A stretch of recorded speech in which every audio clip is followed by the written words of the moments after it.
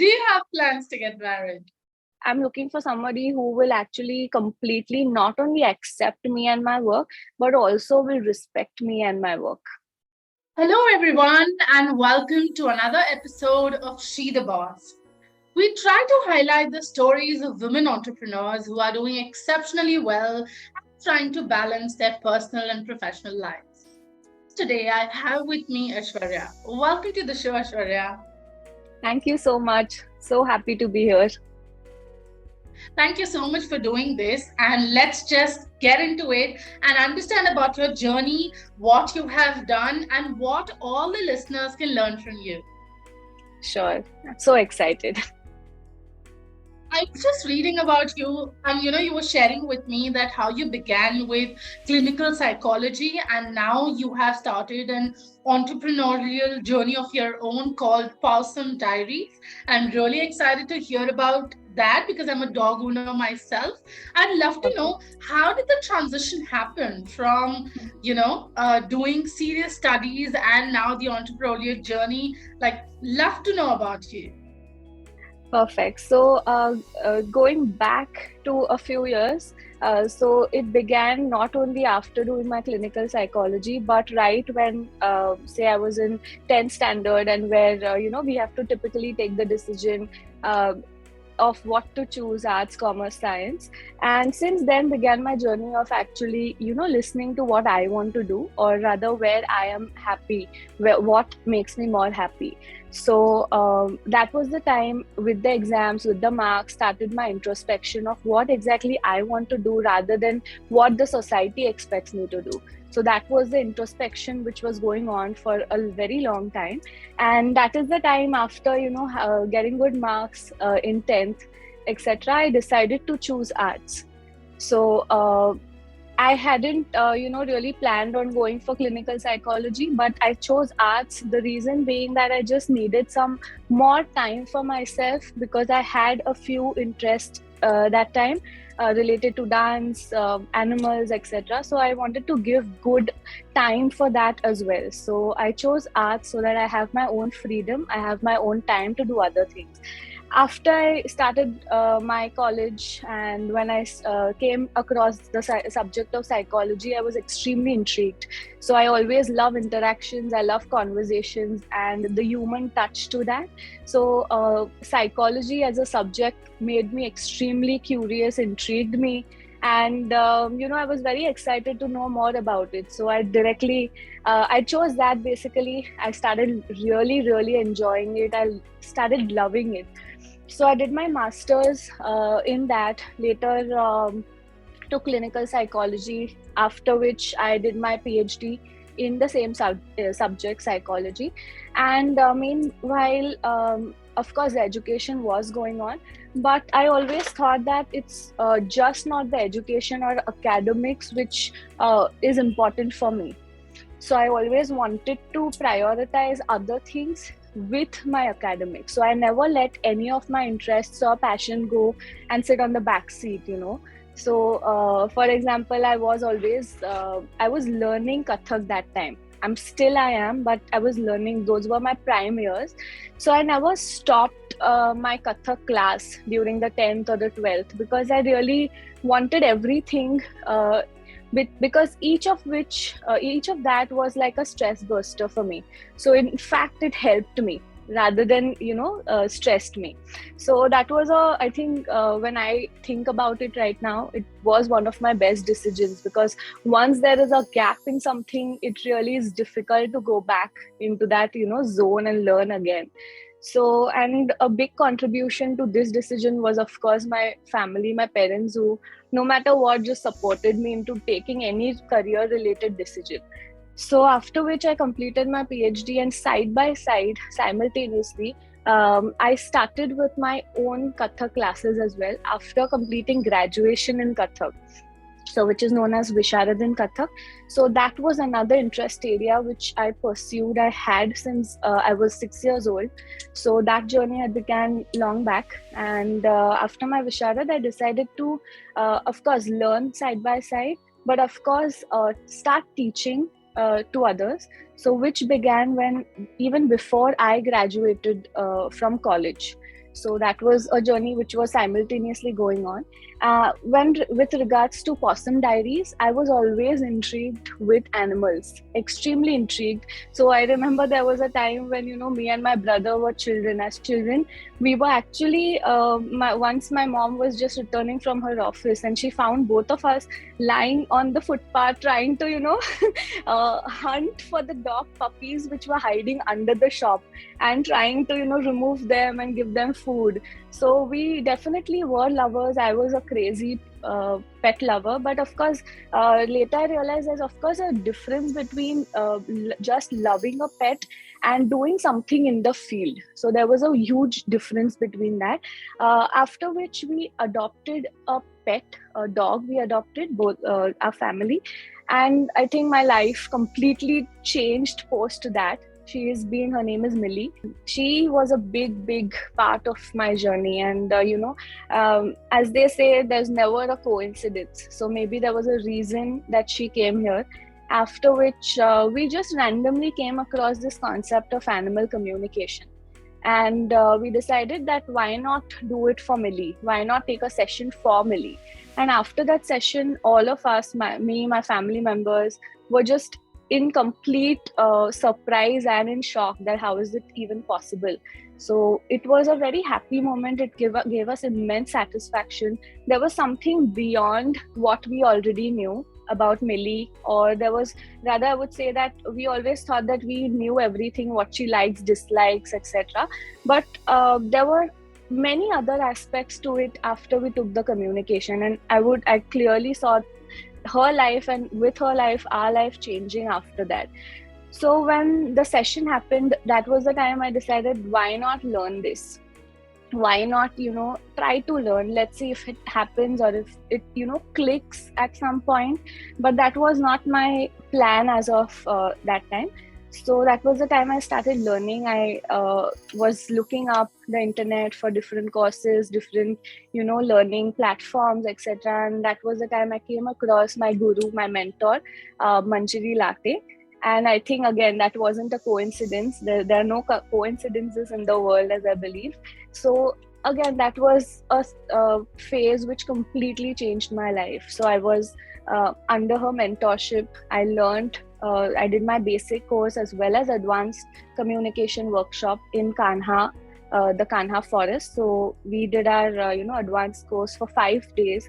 And when I was in that nature setup, when I was one with the nature, it actually transformed something into me. I couldn't exactly pinpoint what I was feeling or what happened, what was that shift. But I started feeling one with nature. And I just felt more connected. I just felt more, connected. And I felt like I just want to dive deeper into that. I want to understand what lies in that particular world. So of course, with her mentorship, with her guidance, and Millie and her guidance, I started this journey professionally as well. And today, after 2 years, I'm almost here, and it's been really a fantastic journey. That's absolutely amazing. I think there's a lot of experience in there which we can learn from.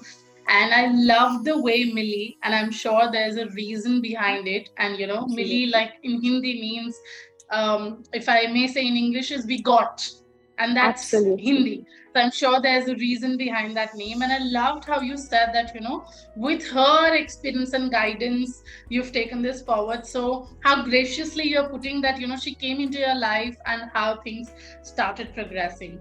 And I'll take a step back, and I would love to Mhm. ask you, you mentioned that you did not just want to stay academically good, but you also Correct. wanted to always pursue your passion and look at other things and keep learning and keep Correct. progressing. And I Right. would specifically want to ask that, how did that thought occur to you? Because today, in today's age, you will see the entire narrative going about as to how only school education is not something that can make you successful, True. can make you better in life. No matter what you want to do, True. if you want to do a job, if you want to be an entrepreneur, if you want to go into a government job, no matter what it is, you need Mhm. something out of the academic syllabus that we go through, and only then you progress in life. So I'd love to know that how that thought occurred to you, and how did you take that approach in life. Absolutely. So again, because three of my journeys were going simultaneously, hand in hand, I started realizing this one aspect is actually having this positive impact on the other aspect, and vice versa. So of course, there were challenges in each of the fields, but there was never a time where I felt like, oh no, I don't feel like doing this, even when it came to academics. So I was enjoying my academics because I knew after I come home I want to my other dance thing or animals thing is going to is going to come up. So it was actually like a motivation for me, and I realized that uh, marks was never something very important to me. It was learning which was absolutely important. And as I was mentioning that when I did my clinical psychology, I also started realizing that that particular area, the human interaction, the human understanding, the empathy, etc., is helping me a lot in other two aspects of dance and communication. Because as I started feeling this human as a human aspect, we are never ever going to surpass that. Whatever field we choose, we have to go through that interaction. So of course this field has immensely helped me, and in fact has been always an advantage. And as I was mentioning, marks as such was never criteria for me to pursue higher studies. It was just happiness from what I was doing. There was I had decided that minute I feel dissatisfied or very low, or I just don't feel like doing it, will be the day when I will actually start introspecting. So but luckily all of these three fields have helped me reach here. Absolutely. And I think the way you were mentioning that, after the academics, it would always be that you get to do your dance classes when you get back home. So I Right. feel that is kind of a sweet reward that you linked to your Oh, academics. And you would always, have good interest in academics, is because, oh, you're not like that. I'll get that chocolate when I get home. So that's the kind of absolutely. sweet reward you set for yourself, which is an amazing thing.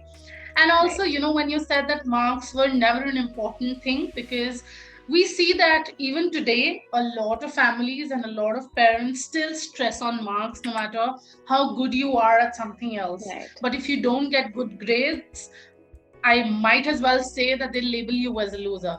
So, can I Right. say that, this plays a huge part with your family, helping you realizing that, it's not the marks, but it's the caliber. And I'd love for you Oh, to elaborate on that. absolutely. I think I was coming to this particular point where my family always inculcated this aspect, or this particular quality in me, that even if you score good or if you score low, that is not going to determine how you are as a person, or how you what capabilities do you hold as a person. So that was I think inculcated in me and my brother, both of us, since our childhood. It was literally hammered. So my parents always had that thing that wherever y'all are happy, whatever y'all gives y'all immense satisfaction, I think that is more important than what you have scored in this particular exam. And I don't think that those marks really matter. When I look back, how much ever scored I scored in 10th, now it's like far past. So and whenever I took the decision of starting something of my own, so entrepreneurship is the decision of starting something, any kind of startup is not a easy decision, especially in a middle class family.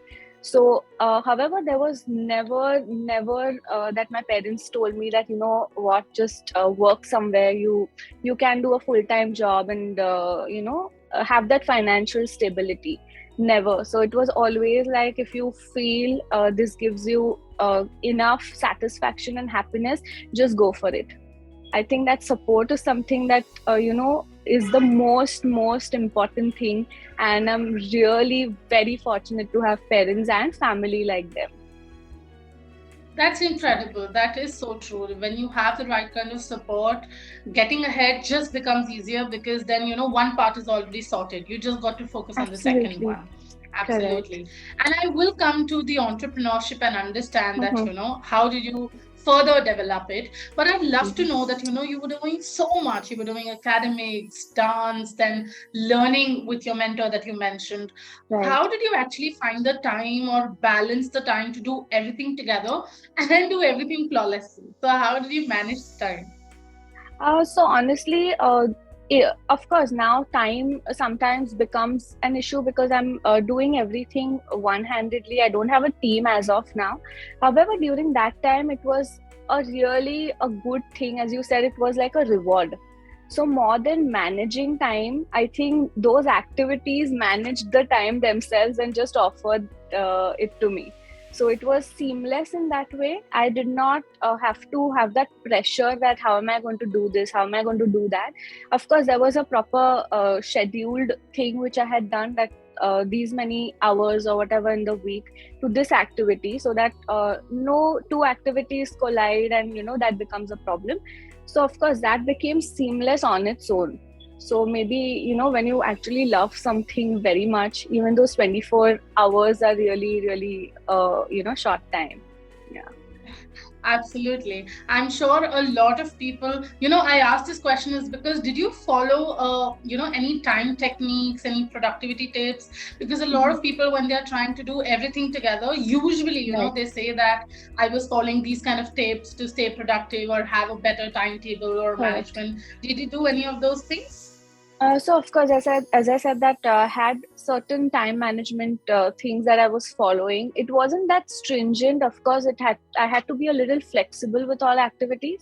But one technique which I always, till now, of course, in the entire journey of mine, I look for is the phase when I reach the burnout stage.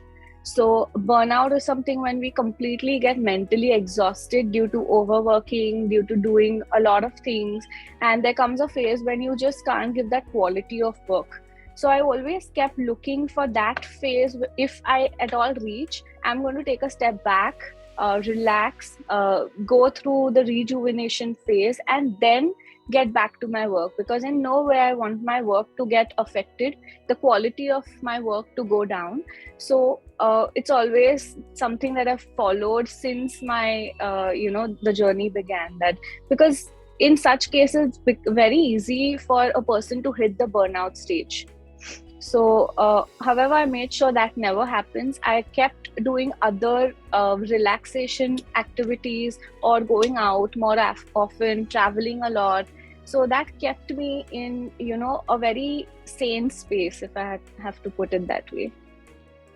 Yes, what I understand is number one, embraced taking breaks, like giving yourself Yes. time. That is, I think a lot of entrepreneurs do the mistake, and I have done it, including myself, that we do not embrace breaks. So Right. I think that's an amazing tip that you shared right there. Second, I think what I also learned is that giving, break to that monotonous routine. One is that True. you Very take true. the break in your own space that you're in.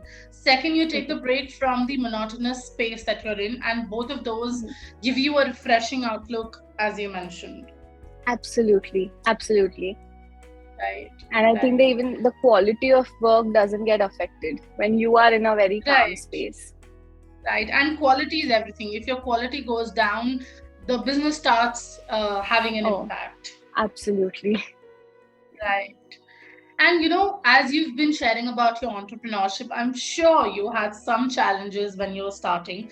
It would not have been a piece of cake like it would look today on your social media, I'm sure. You would have had your own set of challenges, and especially, the kind of instability and the financial insecurity that comes with True. the term entrepreneurship. So I'd True. love for you to highlight what the challenges was, how did you cope up with it, and what did the journey look like for you? Honestly, challenges have been a part of my life since I took that decision. And I wouldn't say that challenges are now far past. Of course, I have to face them even now, but maybe the intensity or the, type and kind of challenges have changed a bit. But the challenges are still very much present.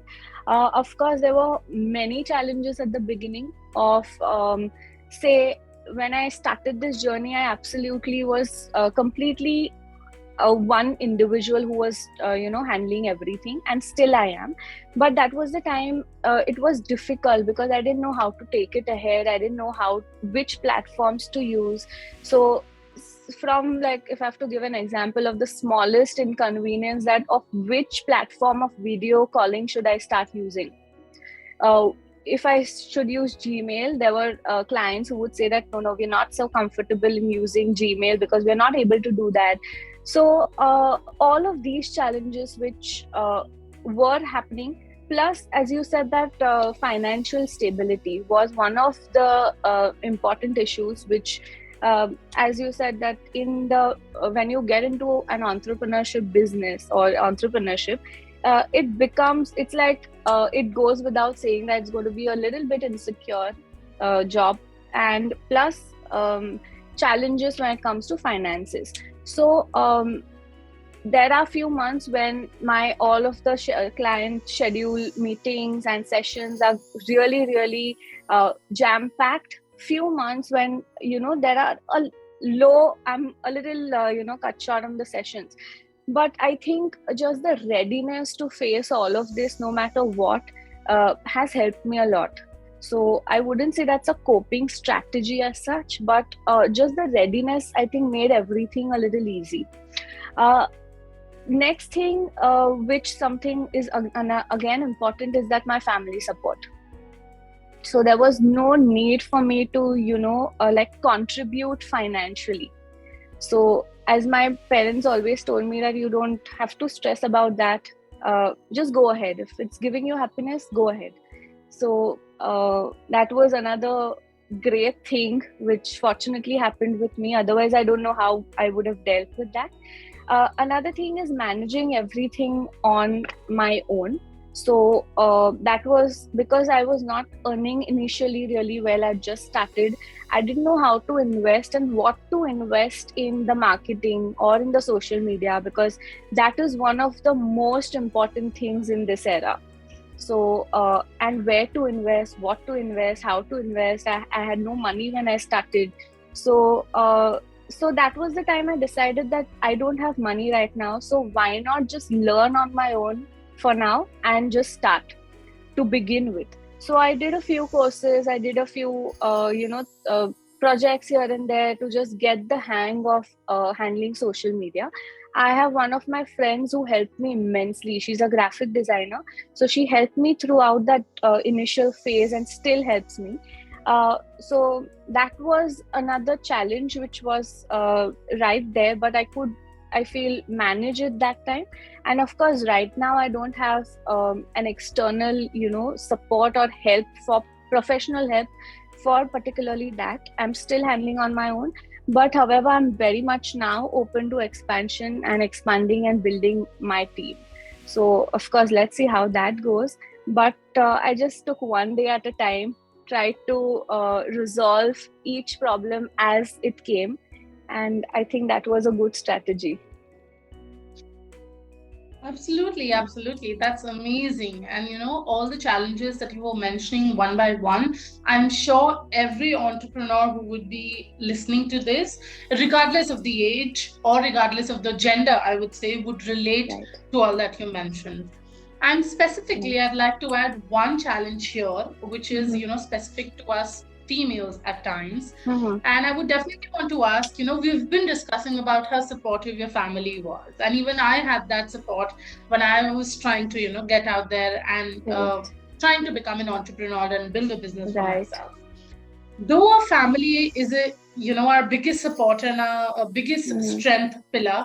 A lot of times everybody else in the society suddenly has something to say, because when you take a decision which is out of the box, which does not fall under the standard norms, as I might say, Absolutely. everybody has something to recommend, suggest, say. And at times they reach out not to us but to our parents, and then start telling them, especially in Indian households when the relatives have Absolutely. a bigger part to play in our families. So I'd love to for you to highlight that. How did that look for you? Did you face any struggles with friends, families, chacha, taya, masi coming in and saying that, are you doing entrepreneurship? सोच लेना चाहिए था, शादी कब होगी, कैसे करोगे, husband करने देगा, and all sorts of things. Oh, absolutely. I think that still continues. So from day one, it has still continued. It still continues. So I feel with, of course, whatever you said is true. Even in my case, I've heard a lot about people talking about it's a very risky career, or it's a very risky way of working. There is no salary that you get. There's no proper work routine that you have. It's everything on your own. So are you sure you want to do that? So I think I just decided to follow my instinct and my decision, and kind of just follow my heart. So that was one thing which absolutely helped me without getting myself affected in any way, not letting my emotions sink into those advices. Another challenge which I faced when it comes to, of course, society and all of this was the unemployment factor. So everybody else, because I work from home, I conduct sessions from home, I don't particularly have office setup. I do not go every day from 9, come back at say 6. So usually what people perceive this as unemployment. So they feel that, oh, you're not working or you're not doing a job, so are you just sitting at home and doing things where you can easily do. So that was one of the main challenges, especially when they would say at an early time when I just had started. It would actually make me feel really hurt, or really like, I am working from home, so this is a concept which is not societally accepted, or it's not a common thing. So I had to get past that as well. So even now people say that, are you going to look for a job? So the only strategy which now I follow is that I don't go to convince people anymore. So if at all they understand, they understand. If they don't, it's okay. Absolutely. I think that is a beautiful thing. Acceptance to oneself is very important. I think I would also relate to this. There was a time where I would want to go ahead and tell people that, this is how it is. This is how it is supposed to be. And I would want to impart True. my knowledge to them and help explain Absolutely. them that this is how it is. But then in the end, it only, makes us feel bad, because they are someone True. who are just stubborn with the thought that they have, and they do not want to accept what you're telling them. So might as well just keep to yourself, accept yourself, and let them be, and accept them as they are, and just Absolutely. keep your peace of mind with yourself. Absolutely. Very true. Absolutely. And now maybe I'm going to be one of your relatives and ask that burning question. Do you have plans to get married? Yes, of course I do. Of course, I love the concept of marriage. I am for it. And I do plan to get married whenever I feel I meet somebody who can understand what my career path is, who will understand how and what I do exactly, who will not have any stereotypes related to entrepreneurship, or have that flexible attitude of, yes, even you're working, even I'm working, but the setups are maybe different. So that is something. And I'm looking for somebody who will actually completely not only accept me and my work, but also will respect me and my work. So Absolutely. I think before I could ask my second question, you've already answered it. Is, when we are approaching marriage, when we are looking at marriage as a concept, in India right. especially, I'd like to talk that females have a larger responsibility, and it at Correct. times gets difficult. And that's, the theme of my channel, that Mm-hmm. managing marriage and career together and Correct. balancing the act. So, like you Correct. said, that, the first step, and I believe in it absolutely, is talking straight to the partner that you're investing in. Investing by, I mean, Absolutely. investing your time and life with them. Efforts. So the Absolutely. first and the foremost important thing is that you be transparent and open with them. If you can't tell them what your expectations are, it is definitely going to come at a point where you're going to either fight, the marriage is going to crash, or something will Mhm. happen because the expectations were not set right. True. So I Very think true. that's on point, that you said that I would want to just tell the person that this is what I want, this is what I'm planning, Right. and now tell me what are your thoughts. So Absolutely. absolutely. And with that, I'd definitely like to ask your thoughts on that. As I already mentioned, females are expected to, take care of the house, take a larger responsibility. And now they Mhm. are just not doing one job, they are doing two jobs, because taking care of the Absolutely. house, uh, you know, keeping the family together is a full time job, as I might say. All the homemakers are doing a full Oh, time job. absolutely. And yeah. How do you approach this fact? Like, do you have any thoughts of it? How would you manage? What would you do when you have to, take that extra responsibility and also have a full blown career to take care of? Right. Like, what are your thoughts? Have you ever thought about this? Of course, yes, because of the offbeat career that I am into. So I feel that after marriage there are going to be n number of challenges, not only with regards to this but other things as well. So I'm not very sure what kind of challenges I am going to be faced with, but again, one day at a time. But however, what I always feel and what I have always done with my multiple streams of interest is prioritizing whatever is needed in that moment. So just to give an example, that whenever as I conduct Kathak classes, whenever the exams of my students are approaching, I make sure I can dedicate more time to that particular area than take those sessions, which might be scheduled for another week or another day. So I actually prioritize on whatever is needed in that moment. So maybe I'm just assuming that even this particular strategy might work later, because I wouldn't say that my career will be the only thing which I'm going to focus on.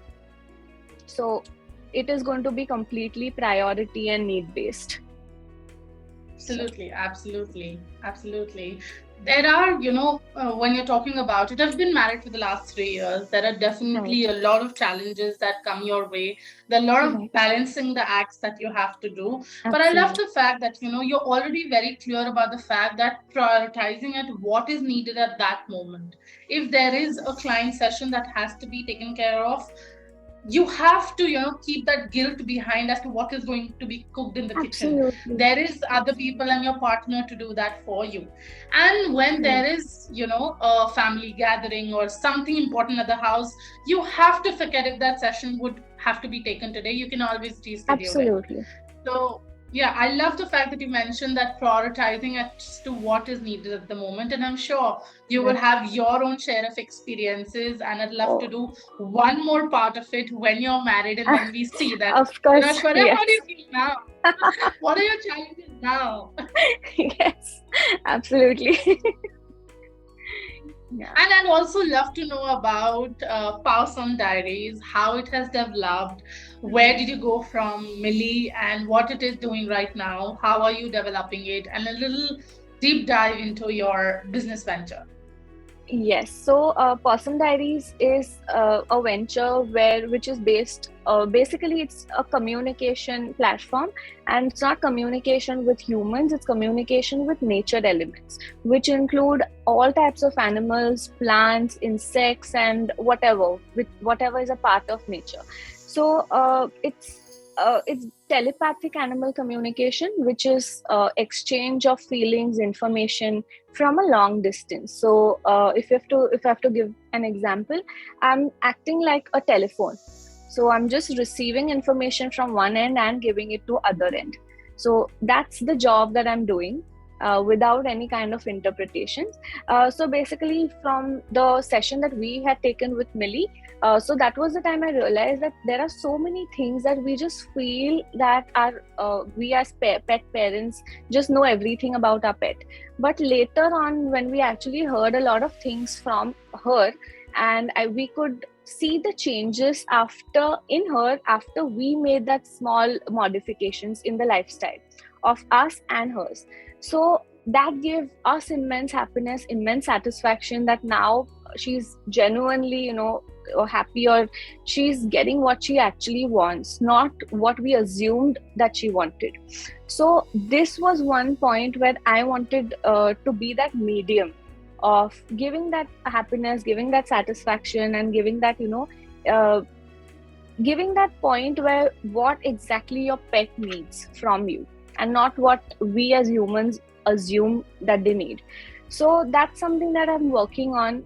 So the cases that I work with are variety. So it can go from health issues to behavioral issues, with just like a general session with the family of what pet feels about us, and so on. It also has the spectrum of wildlife, plants, nature, uh, and lost or missing animals for that matter. So all of that is covered. And of course, I have also started with the workshops. I conduct workshops. They are either 2 days or 4 days of workshop. But for now, I've kept it online on online platform because of various things. But however, slowly and steadily, I'm planning to take a little step ahead with offline workshops, maybe advanced communication workshops, physically, basically, and so on. So let's see how that goes. Absolutely, absolutely. I'd love to know your business in detail. And I mean, I'm just amazed by how, you could communicate with the pets, the plants. I mean, I don't even know how does that happen. I would love to know that. Do you also teach people how to communicate with their pets, or is it that you Oh. communicate for them? I do both. So I conduct sessions, which is done live on a Zoom call, basically, where the humans, the animals, and me get on a call. I talk to the animals on the spot and relay the information to the parents, to the humans. So that is one aspect of my business. And second is, I do teach people also of how to communicate with other pets, with their own pets, with say a street dog that you want to talk to, or you want to talk to a bird which is visiting every day. So yes, I have started both of the things, taking sessions as well as conducting workshops. This is really amazing and intriguing to me for sure. I'll definitely get in touch with you to understand For more sure. about this. Yes, for sure. Absolutely. And everybody who's listening to us, if you are a pet parent or if you have some birds visiting your house every day and you'd like to understand them better, I'll put all the links so that you can get in touch with Aishwarya below this video in the description. Reach out to her, understand more about her business, and see that how can you collaborate and make this better, because especially to the females, if we support each other, we grow with each other. Absolutely true. I would love to. That's amazing. Thank you so much, Aishwarya. That was amazing. I loved a lot of things. I love your journey and how you have been progressing. And I wish you all the best for whatever you are doing. And I'd love to get back to you when you're married and understand what are your challenges now. Absolutely. I would love to come back to. It was absolutely a pleasure being here on this show. And you're doing like a wonderful job. So kudos to you, and Thank wishing you you so all the much. best in your journey. Thank you so much. Thank you so much. Thank you so much.